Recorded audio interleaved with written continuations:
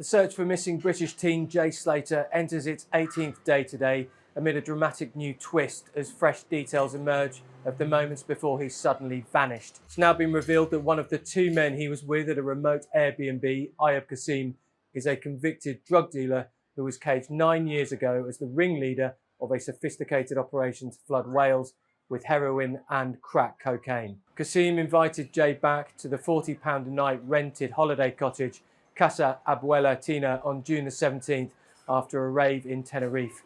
Qassim is now back in the UK but has since insisted that Jay arrived at the property alive and that he left alive. Speaking from his home in Barking, East London, Qassim says Jay had nowhere else to go after his pals had left him behind and insisted he had nothing to do with Jay's disappearance. Spanish cops have already spoken to Qassim and his pal, who is known only at this moment as Johnny Vegas, and say they are irrelevant to the case. The latest development sheds important light on the final few hours before Jay made that fateful phone call home to say that he was lost and with little phone battery. But it also raises fresh new questions as to why he was there in the first place, what happened inside that Airbnb, and why he was so scared to return to the property after getting lost. As the search for Jay continues, with experts urging the family not to give up hope, his disappearance and the latest developments only add to the intrigue, where there are now more questions than there are answers. His desperate family here in Tenerife refuse to give up hope, but like his dad Warren said, you don't just disappear. The apprentice bricklayer has not been seen or heard from since calling his friend at 8:50 a.m. on June the 17th to tell her that he was lost, in need of water, and that his phone was low on battery. The police have since halted their search for Jay, but say their investigation is ongoing. For now, they have no evidence of criminality, but are keeping an open mind. In the meantime, Jay's friends and family have vowed to continue scouring the island's rural Deteno Park in the hope of finding him. There has been a very interesting development in the last 24 hours or so, in that one of the men who we know Jay travelled with in a car from Playas de las Americas to the Airbnb apartment in Masca has come forward and said, yes, it was me. Jay was in my car. He was alive when he got to the apartment and he was alive when he left. But there's a very interesting twist. This man apparently has a criminal conviction going back some years for wholesale drug dealing. Serious crime, organised crime, call it what you will. He has been convicted of that. In the very early stages of the investigation, the Guardia Civil almost dismissively said, yes, we've spoken to the two men in the vehicle and they are, quote, not relevant, unquote.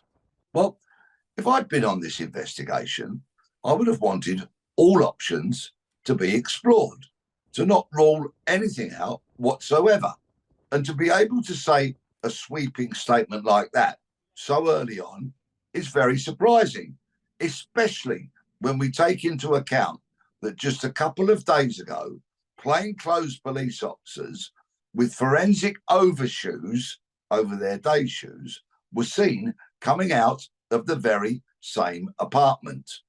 Now, with regards to the collection and retention of forensic evidence, there's a saying in policing that goes, you only get one chance to get it right.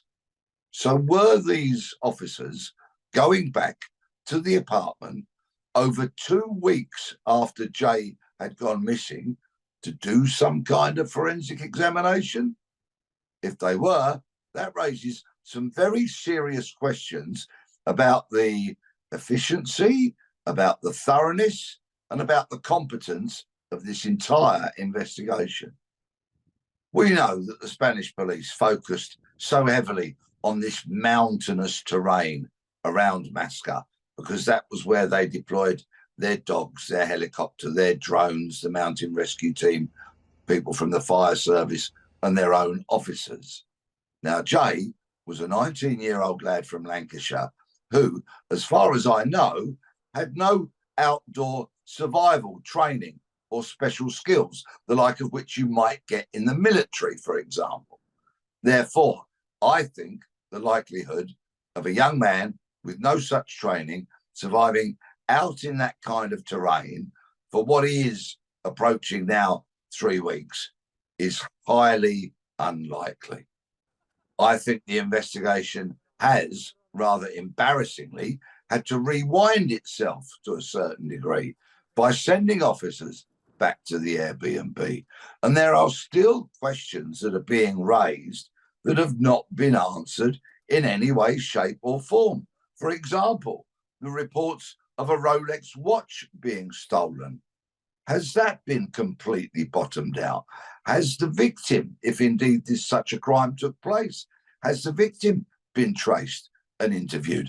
Have other witnesses who were in the nightclub at and around the time that this watch allegedly was stolen, have they been interviewed? Have witness statements been taken?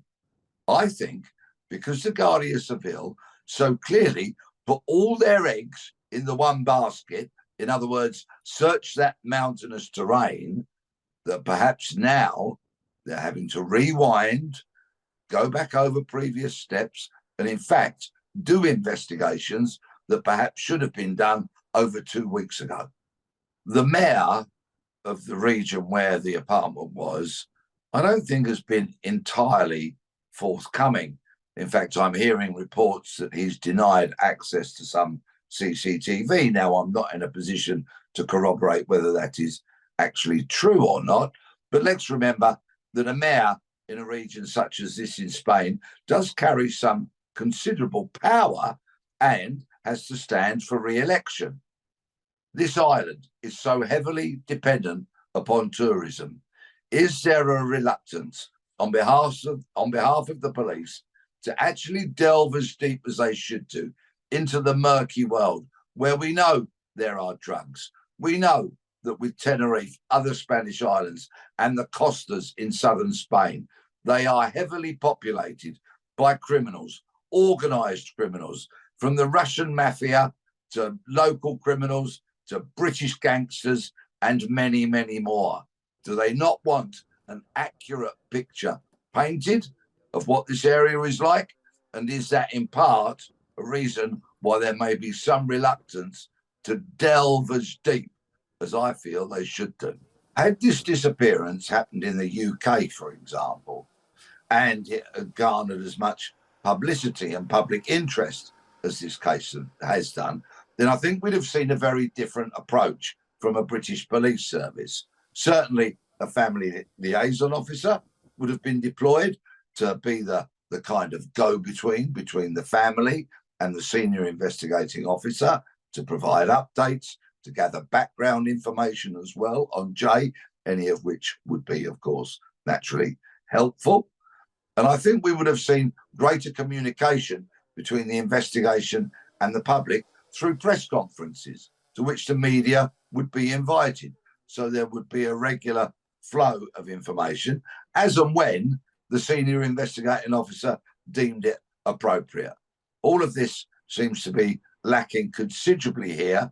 And I really have an awful lot of sympathy for Jay's parents, his brother, and others who loved him, because they are reluctant to criticize the Spanish police. They want to keep them on board, understandably so. It may be that they harbour concerns that they are not going to go public with.